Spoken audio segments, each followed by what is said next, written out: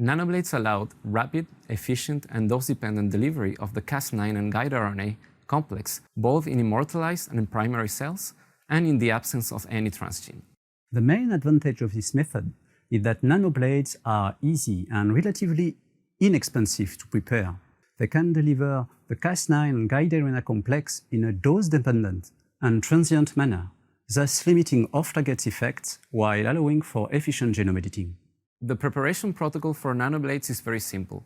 However, the quality of the producer cells, as well as their origin and their seeding before transfection, are essential in order to obtain high yields of virus-like particles. Demonstrating the procedure will be Laura Guiguettaz, an engineer from my laboratory.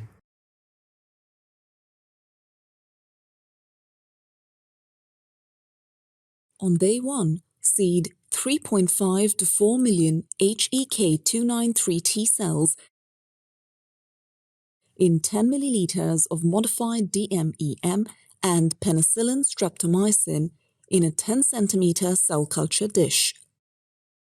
After 24 hours, when the cells reach 70% confluence, replace medium with fresh DMEM and use a P1000 pipetter to add transfection reagent solution in a dropwise manner. Start harvesting nanoblades on day 4 by collecting the culture medium supernatant with a 10 milliliter pipette. It is normal that the color of the culture medium turns to yellow at this stage. Centrifuge the collected supernatant at 500 G for 5 minutes to remove